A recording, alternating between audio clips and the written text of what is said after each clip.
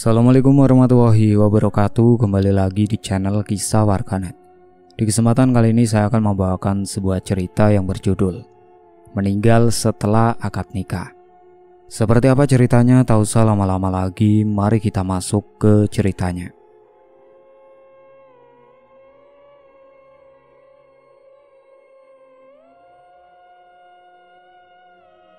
Nah, kamu sudah lebih baik? Tanya ibunya sambil memegang tangan Puspa dengan penuh kasih sayang. Puspa mengangguk pelan, meskipun ia masih tidak sepenuhnya mengerti apa yang baru saja terjadi. Sang ustadz kemudian menjelaskan bahwa ada jin yang dikirim oleh seseorang untuk mengganggu Puspa, dan pengaruhnya membuat emosi serta pikirannya menjadi tidak stabil. Seseorang yang mencintai kamu dengan cara yang salah telah mengirim jin untuk mempengaruhimu. Tetapi jangan khawatir, insya Allah semua itu bisa kita hadapi dengan doa dan keimanan yang kuat, kata sang ustadz. Mendengar penjelasan itu, Puspa merasa ngeri sekaligus marah. Ia tidak pernah menyangka ada seseorang yang tega melakukan hal seperti itu kepadanya. Lalu, apa yang harus saya lakukan sekarang, Ustadz? Tanya Puspa dengan suara bergetar. Kamu harus mendekatkan diri kepada Allah, perbanyak sholat, zikir, dan jangan pernah meninggalkan Al-Quran. Jika kamu merasa ada sesuatu yang aneh, segera ceritakan kepada orang yang kamu percaya, jawab Ustadz dengan lembut. Puspa mengangguk, bertekad untuk melindungi dirinya dan memperkuat iman. Ibunya yang melihat keteguhan itu merasa sedikit lega. Namun dalam hati Puspa, ada rasa penasaran yang tidak bisa ia hilangkan. Siapa yang tega melakukan ini kepadanya? Dan apa yang sebenarnya mereka inginkan darinya? Di sisi lain, Dimas yang tidak tahu bahwa rencananya mulai terungkap, masih merasa yakin bahwa ia akan berhasil mendekati Puspa. Namun, ia tidak menyadari bahwa tindakan liciknya kini mulai memunculkan tanda-tanda kebinasaan bagi dirinya sendiri. Akankah Puspa mampu melawan sepenuhnya pengaruh gelap itu? Dan bagaimana Bagus akan menghadapi situasi ini? Perjalanan mereka masih panjang dan ancaman dari Dimas belum berakhir. Hari-hari setelah sesi ruqyah, Puspa merasa hidupnya perlahan kembali normal. Hatinya terasa lebih tenang. Amarah yang sebelumnya mudah tersulut kini jarang muncul. Dan ia merasa lebih damai saat beribadah. Ia menyadari bahwa apa yang dialaminya adalah ujian berat. Tetapi ia bersyukur karena dukungan keluarga dan iman yang kuat membantunya melewati semuanya. Hubungan Puspa dengan Bagus yang sempat renggang juga perlahan membaik. Puspa yang kini merasa lebih tenang mulai menyadari betapa pentingnya Bagus dalam hidupnya. Ia menyesali sikapnya yang selama ini sering kasar dan tidak adil terhadap Bagus. Ia pun memutuskan untuk memperbaiki semuanya. Suatu sore, ketika Puspa dan Bagus bertemu di sebuah taman tempat mereka sering menghabiskan waktu bersama, Puspa membuka pembicaraan dengan lembut. Bagus, aku minta maaf untuk semua yang sudah terjadi. Aku tahu, aku sering menyakitimu belakangan ini, kata Puspa sambil menunduk. Bagus menatapnya dengan senyuman kecil. Enggak apa-apa Puspa. Aku tahu kamu sedang menghadapi sesuatu. Aku cuma ingin kamu tahu kalau aku selalu ada untuk kamu, apapun yang terjadi. Puspa merasa matanya mulai berkaca-kaca. Ia menggenggam tangan Bagus dengan erat. Terima kasih Bagus. Aku benar-benar bersyukur punya kamu. Sejak saat itu, hubungan mereka kembali hangat seperti dulu. Mereka lebih sering menghabiskan waktu bersama, saling mendukung satu sama lain. Di kantor, Puspa yang kini lebih ceria kembali menjadi pusat perhatian, tetapi ia tidak lagi memedulikan Dimas atau siapapun yang mencoba mendekatinya. Bagus juga merasa lebih percaya diri dalam menunjukkan perasaannya kepada Puspa. Suatu hari, Bagus mengajak Puspa untuk berbicara serius. Mereka bertemu di sebuah restoran kecil yang tenang, tempat yang dipilih Bagus untuk suasananya yang nyaman. Puspa, aku ingin ngomong sesuatu yang penting. kata Bagus dengan nada serius. Puspa menatapnya dengan penasaran. Apa itu, Bagus? Bagus menarik nafas dalam, mencoba mengumpulkan keberanian. Aku ingin mengenalkanmu ke orang tuaku. Aku ingin hubungan kita ini lebih serius. Aku ingin kita melangkah ke jenjang yang lebih jauh. Puspa terkejut mendengar pertanyaan itu. Tetapi dalam hatinya ia merasa bahagia. Ia mengangguk pelan sambil tersenyum. Aku siap, Bagus. Aku juga ingin hubungan kita diberkahi. Beberapa hari kemudian Bagus mengatur pertemuan antara Puspa dan keluarganya. Ia ingin memastikan bahwa keluarganya mengenal Puspa lebih dekat sebelum mereka melangkah ke jenjang yang lebih serius. Hari itu, Puspa datang ke rumah Bagus dengan hati yang berdebar. Ia mengenakan pakaian sederhana tetapi anggun, mencerminkan kepribadiannya yang lembut. Ketika sampai di rumah Bagus, ia disambut dengan hangat oleh kedua orang tua Bagus. Ibunya, seorang wanita parubaya yang ramah, langsung menyambut Puspa dengan senyuman lebar. Ini pasti Puspa, kata ibunya sambil menggandeng tangan Puspa ke ruang tamu. Bagus sering cerita tentang kamu. Dia bilang kamu gadis yang baik dan penyayang. Puspa tersenyum malu-malu. Terima kasih, Bu. Saya juga banyak belajar dari Bagus. Percakapan antara Puspa dan keluarga Bagus berlangsung hangat. Ayah Bagus, meskipun tidak banyak bicara, menunjukkan sikap yang sangat mendukung. Ia beberapa kali mengangguk puas mendengar Puspa menjawab pertanyaan dengan sopan dan penuh rasa hormat. Setelah pertemuan itu, Bagus mengantar Puspa pulang. Dalam perjalanan, ia tampak lebih ceria dari biasanya. Orang tuaku suka sama kamu, Puspa. Mereka bilang kamu adalah gadis yang tepat untukku, kata Bagus sambil tersenyum lebar. Puspa merasa hatinya hangat mendengar itu. Aku senang bisa bertemu mereka. Mereka orang yang sangat baik. Di hari-hari berikutnya hubungan Puspa dan Bagus semakin erat.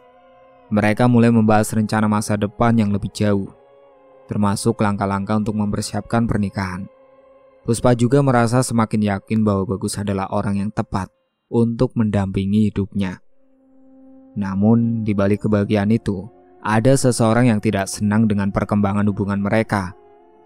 Dimas, yang diam-diam masih mengawasi Puspa, merasa semakin marah dan frustasi. Ia tahu bahwa rencananya untuk merebut Puspa telah gagal total. Semua yang ia lakukan, termasuk menggunakan cara-cara licik, tidak berhasil memisahkan Puspa dari Bagus. Dimas mulai memikirkan langkah selanjutnya. Ia tahu bahwa ia tidak bisa bersaing secara langsung dengan Bagus. Ia juga tahu bahwa semakin lama ia menyimpan dendam, semakin besar kemungkinan dirinya sendiri akan terjebak dalam masalah yang lebih besar. Namun apapun yang ada di benaknya, satu hal yang pasti, cinta tulus antara Puspa dan Bagus kini menjadi kekuatan yang tidak mudah digoyahkan. Mereka telah melewati berbagai cobaan dan tetap bersama, membuktikan bahwa hubungan yang didasarkan pada kepercayaan dan kasih sayang dapat bertahan menghadapi apapun. Puspa yang kini merasa lebih tenang dan bahagia, sering bersyukur dalam doanya. Ia tahu bahwa perjalanan hidupnya tidak selalu mudah, tetapi ia percaya bahwa setiap ujian yang datang adalah cara Tuhan untuk menguatkan dirinya dan hubungannya dengan Bagus. Sementara Bagus yang melihat kebahagiaan Puspa kembali, merasa semakin yakin untuk melindungi dan mendampingi wanita yang ia cintai. Dalam hatinya, ia berjanji untuk selalu mendukung Puspa, apapun yang terjadi di masa depan. Kisah mereka belum berakhir, tetapi cinta dan keyakinan yang mereka miliki telah memberi mereka kekuatan untuk melangkah ke babak baru dalam hidup mereka. Akankah perjalanan mereka menuju pernikahan berjalan lancar, atau ada lagi rintangan yang harus mereka hadapi? Hanya waktu yang bisa menjawab. Hari itu, Puspa merasa harinya begitu cerah. Setelah sebelumnya ia diperkenalkan kepada keluarga Bagus, kini giliran ia ingin mengenalkan Bagus kepada keluarganya. Bagi Puspa, perkenalan ini adalah langkah besar dalam hubungan mereka. Ia tahu bahwa keluarganya, terutama ayahnya, memiliki pandangan yang tegas dalam memilih pasangan untuk anak-anaknya. Setelah berdiskusi dengan Bagus, mereka sepakat untuk mengatur pertemuan di rumah Puspa pada akhir pekan. Bagus, meskipun merasa gugup, mencoba menunjukkan ketenangan. Ia tahu bahwa momen ini sangat penting untuk masa depan hubungan mereka. Hari yang dinanti pun tiba. Bagus tiba di rumah Puspa dengan membawa beberapa bingkisan, seperti buah-buahan dan makanan kecil, sebagai tanda hormat kepada keluarga Puspa. Ia mengenakan kemeja rapi berwarna biru muda, warna favorit Puspa, yang membuatnya terlihat semakin berkarisma. Puspa menyambut Bagus di depan rumah dengan senyum manis. "Kamu sudah siap kan?" tanyanya lembut. Bagus mengangguk. "Insya Allah, aku siap. Semoga aku bisa memberikan kesan yang baik." Mereka masuk ke dalam rumah dan Bagus langsung disambut dengan ramah oleh Ibu Puspa. "Selamat datang Bagus, silakan masuk." "Sudah lama Puspa cerita tentang kamu," ujar ibunya dengan senyuman hangat. Bagus menjawab dengan sopan. "Terima kasih Bu, senang sekali bisa bertemu langsung dengan keluarga Puspa." Suasana awal pertemuan terasa hangat. Ibu Puspa mengajak Bagus berbincang sambil menyiapkan teh dan cemilan. Tak lama kemudian Ayah Puspa datang dari ruang belakang. Wajahnya terlihat serius, tetapi ia tetap menyambut Bagus dengan sopan. "Jadi, ini Bagus?"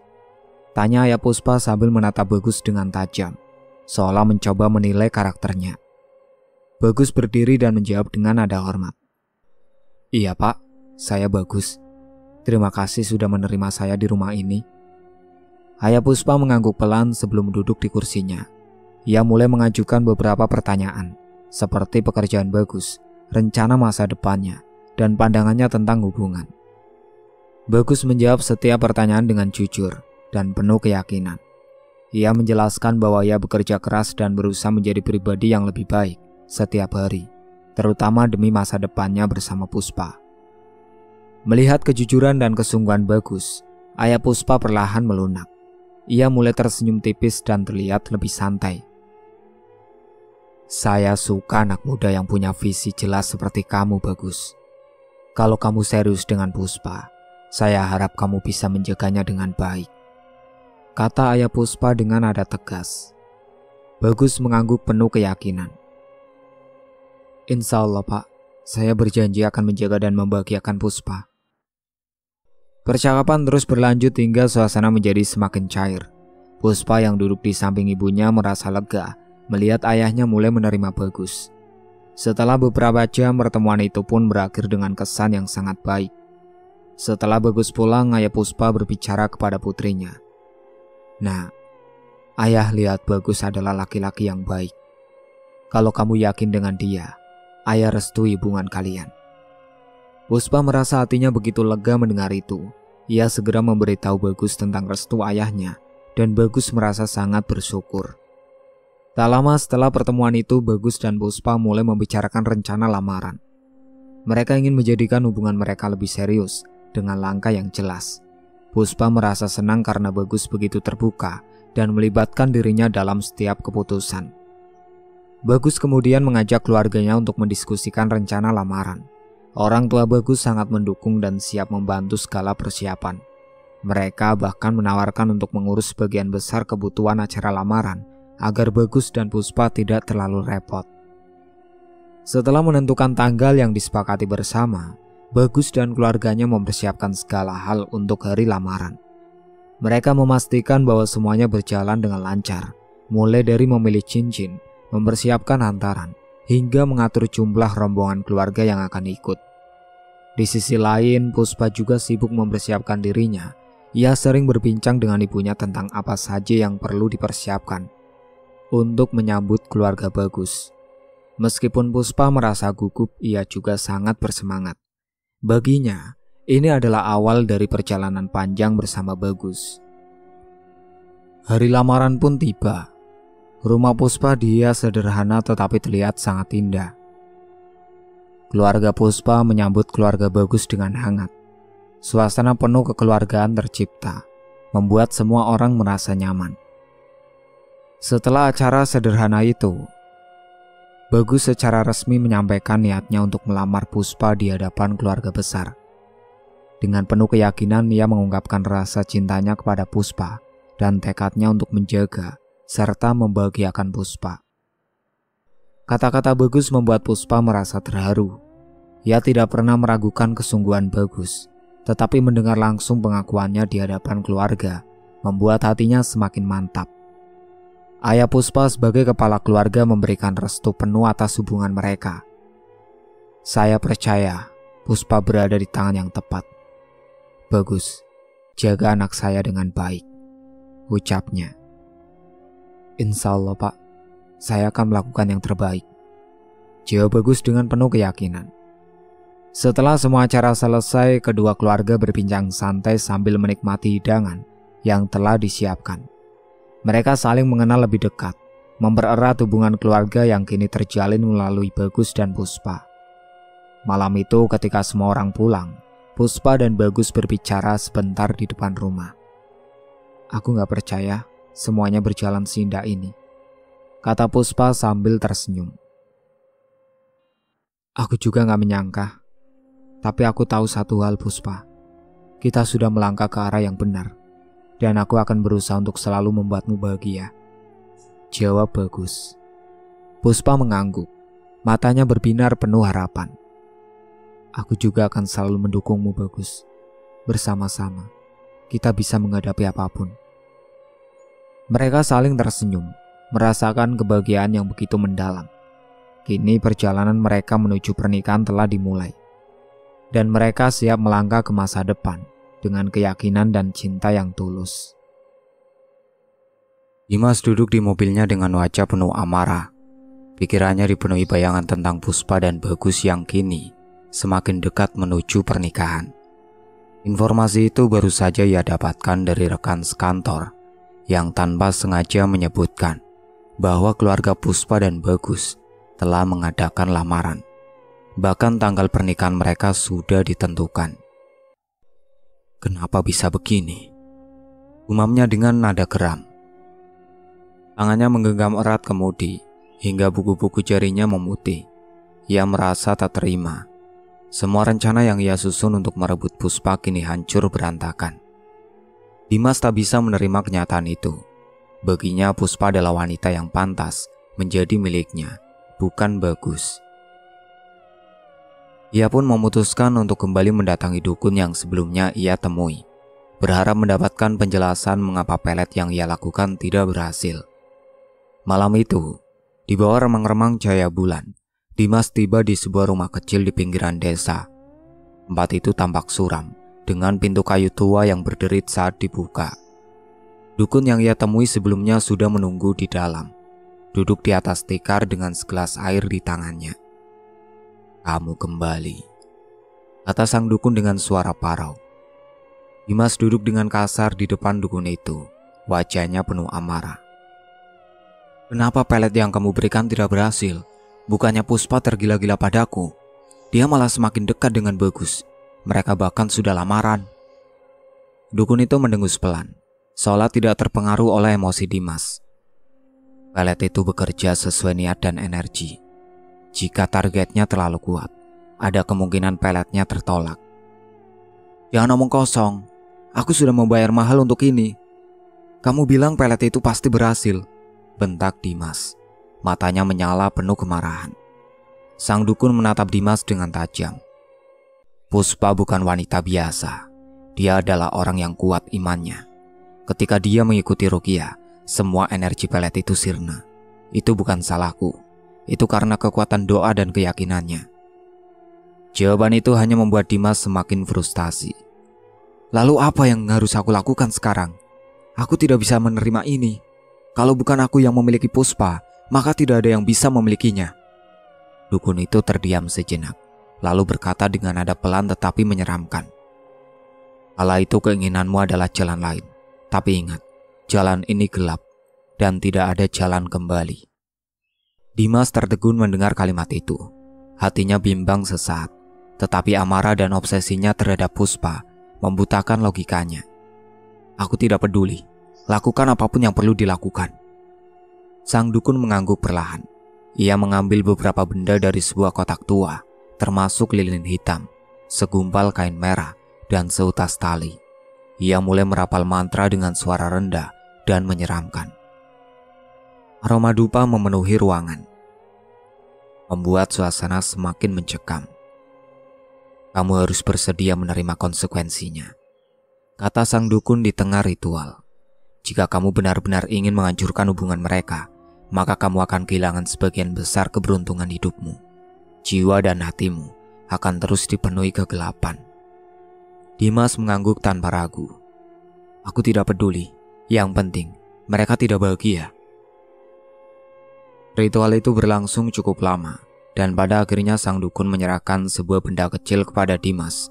Sebuah boneka kain dengan beberapa jarum tertancap di tubuhnya. Gunakan ini dengan hati-hati. Ingat, dendam hanya akan membawa kehancuran, bukan kebahagiaan. Dimas membawa boneka itu pulang. Hatinya dipenuhi rasa puas sekaligus keinginan balas dendam yang membara. Ia merasa bahwa ia telah mendapatkan alat untuk menghancurkan kebahagiaan Puspa dan Bagus. Namun di balik semua itu Dimas tidak menyadari bahwa tindakannya telah membuka pintu menuju kehancuran. Bukan hanya bagi orang lain, tetapi juga untuk dirinya sendiri. Beberapa hari setelah ritual itu Dimas mulai melancarkan aksinya. Ia menyisipkan boneka itu di dekat rumah Puspa dengan harapan hubungan Puspa dan Bagus akan mulai hancur.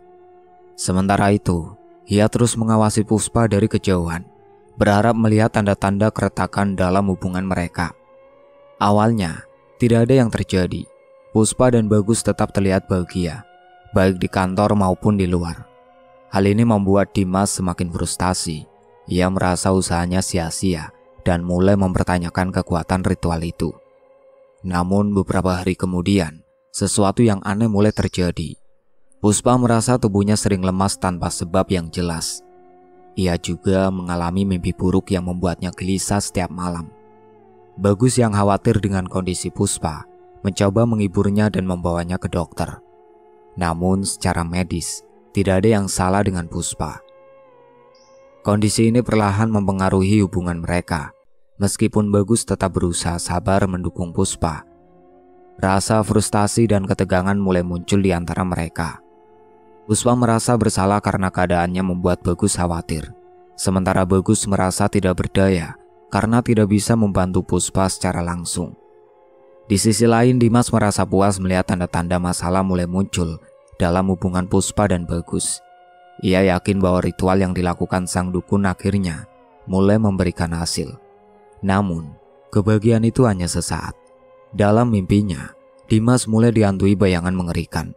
Ia sering terbangun dengan keringat dingin, merasa ada sosok gelap yang mengawasinya.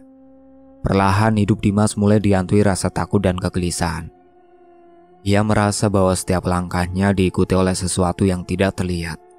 Hal ini membuatnya semakin paranoid dan tidak bisa berkonsentrasi di kantor. Sementara itu Puspa yang merasa ada sesuatu yang tidak beres dengan dirinya, memutuskan untuk menceritakan semuanya kepada ibunya. Sang ibu, yang sudah berpengalaman menghadapi hal-hal semacam itu, langsung meminta Puspa untuk kembali mengikuti ruqyah. Ketika ruqyah dilakukan, terungkap bahwa Puspa kembali menjadi target sihir hitam. Namun berkat iman dan doa yang kuat, energi negatif itu berhasil dinetralisir. Puspa merasa lebih tenang setelah ruqyah dan hubungannya dengan Bagus perlahan kembali normal.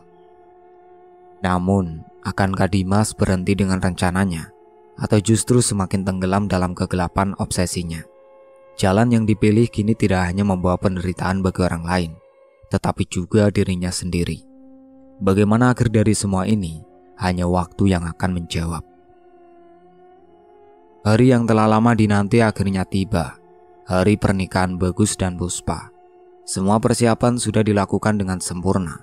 Rumah keluarga Puspa dihias dengan indah, penuh bunga-bunga segar dan dekorasi sederhana yang mencerminkan kepribadian Puspa yang anggun. Para tamu mulai berdatangan membawa ucapan selamat dan doa untuk pasangan bahagia ini. Puspa yang mengenakan kebaya putih dengan detail emas yang lembut terlihat mempesona. Wajahnya berseri-seri meski ada sedikit rasa gugup. Di dalam kamar pengantin ia duduk bersama ibunya yang membantunya mempersiapkan diri. "Kamu cantik sekali, Nak," ujar ibunya sambil tersenyum bahagia. "Hari ini kamu memulai kehidupan baru. Ibu doakan semoga kamu dan Bagus selalu bahagia. Puspa tersenyum lembut. Terima kasih, Bu. Aku juga berharap bisa menjadi istri yang baik untuk Bagus. Sementara itu di ruang tamu, Bagus menunggu dengan sabar. Ia mengenakan setelan jas tradisional berwarna putih, senada dengan pakaian Puspa. Hatinya dipenuhi rasa syukur dan bahagia. Hari ini adalah awal dari perjalanan panjang yang telah mereka impikan bersama. Namun di tengah suasana kebahagiaan itu, ada satu tamu yang datang dengan perasaan berbeda, yaitu Dimas. Ia menerima undangan pernikahan itu beberapa hari sebelumnya, dan meskipun hatinya dipenuhi amarah dan rasa sakit, ia memutuskan untuk datang. Bukan untuk memberikan selamat, tetapi untuk memastikan bahwa hari ini tidak berjalan lancar. Dimas duduk di salah satu sudut ruangan. Matanya terus memandang ke arah panggung tempat Bagus duduk. Ia merasa dikhianati oleh takdir, dan meskipun ia sudah mencoba berbagai cara untuk memisahkan Puspa dan Bagus, semua usahanya sia-sia. Kini ia hanya bisa menonton dari kejauhan. Hatinya dipenuhi dendam yang membara. Acara akad nikah pun dimulai. Para tamu berkumpul di sekitar meja akad, menyaksikan momen sakral itu. Puspa tetap berada di kamar pengantin, menunggu panggilan untuk keluar setelah akad selesai. Namun saat itu, sesuatu yang aneh mulai terjadi. Tiba-tiba Puspa merasakan sakit luar biasa di dadanya, tepat di jantung. Ia terkejut. Tangannya refleks memegang dada yang terasa seperti ditusuk-tusuk. Nafasnya menjadi berat, dan ia merasa seperti ada yang mencekik lehernya. Bu, sakit Bu. Puspa berbisik dengan suara lemah. Wajahnya mulai pucat, dan keringat dingin membasahi dahinya. Ibunya panik melihat kondisi Puspa. Nak, kamu kenapa? Apa yang sakit? Namun, sebelum Puspa sempat menjawab, tubuhnya melemas dan ia mulai kesulitan bernafas. Ibunya berteriak memanggil keluarga lain, tetapi suasana di ruang tamu tidak terganggu karena semua orang fokus pada prosesi akad. Di ruang utama, Bagus dengan suara lantang mengucapkan ijab kabul. Setelah beberapa saat hening penghulu dan saksi mengucapkan kata yang telah ditunggu-tunggu, yaitu kata sah. Tepat setelah kata itu terucap, dari kamar pengantin terdengar suara jeritan histeris. Beberapa orang berlari menuju kamar itu, termasuk Bagus yang langsung merasa ada sesuatu yang tidak beres. Puspa! Bagus berteriak panik saat ia melihat tunangannya terbaring tak sadarkan diri di lantai. Ia segera berlutut di samping Puspa, memegang tangannya yang dingin. Puspa, bangun! Tolong bangun! Namun Puspa tidak merespon. Matanya tertutup dan nafasnya telah berhenti. Para tamu yang mendatangi kamar itu hanya bisa terdiam. Beberapa di antaranya mulai menangis. Dokter yang kebetulan hadir di acara itu segera memeriksa kondisi Puspa, tetapi ia hanya bisa menggelengkan kepala. Maaf, dia sudah tiada, ucapnya pelan. Bagus tidak percaya dengan apa yang ia dengar. Tidak, itu tidak mungkin. Puspa, bangun sayang, aku butuh kamu. Serunya sambil memeluk tubuh Puspa yang telah dingin. Air matanya mengalir deras, dan tangisannya menggema di seluruh rumah. Kebahagiaan yang seharusnya menjadi milik mereka pada hari itu berubah menjadi duka yang mendalam. Seluruh tamu terdiam, beberapa terlihat menangis, tidak percaya dengan apa yang baru saja terjadi. Di sudut ruangan, Dimas berdiri terpaku. Ia terkejut melihat apa yang terjadi. Ia tidak pernah membayangkan bahwa obsesinya akan membawa tragedi sebesar ini. Hatinya yang penuh dendam kini dipenuhi rasa takut dan penyesalan. Setelah acara itu, suasana rumah Puspa berubah menjadi duka mendalam. Jenazah Puspa dimandikan dan dipersiapkan untuk dikebumikan. Bagus terus berada di sampingnya, tidak ingin melepaskan genggamannya. Hatinya hancur, dan ia merasa seperti kehilangan seluruh dunia. Dimas yang merasa bersalah atas kejadian itu pergi tanpa berkata apa-apa. Ia menyadari bahwa semua tindakannya telah membawa kehancuran, bukan hanya bagi Puspa, tetapi juga bagi dirinya sendiri. Saat jenazah Puspa dimakamkan, Bagus berdiri di samping makam dengan air mata yang tak henti mengalir. Ia berbisik pelan. Aku mencintaimu Puspa, selamanya. Aku akan selalu mencintaimu. Hari itu menjadi hari yang tidak akan pernah terlupakan oleh siapapun yang hadir. Pernikahan yang seharusnya menjadi awal bahagia berubah menjadi tragedi yang meninggalkan luka mendalam bagi semua pihak, terutama Bagus. Namun di balik semua itu, kehidupan mengajarkan bahwa cinta sejati tidak selalu berakhir seperti yang diharapkan. Dan bagi Dimas, tragedi ini menjadi pengingat pahit bahwa dendam dan obsesi hanya membawa kehancuran. Baginya, hari itu bukan hanya akhir bagi Puspa, tetapi juga akhir bagi ketenangan hidupnya sendiri. Itulah akhir ceritanya. Sekian dari saya. Wassalamualaikum warahmatullahi wabarakatuh.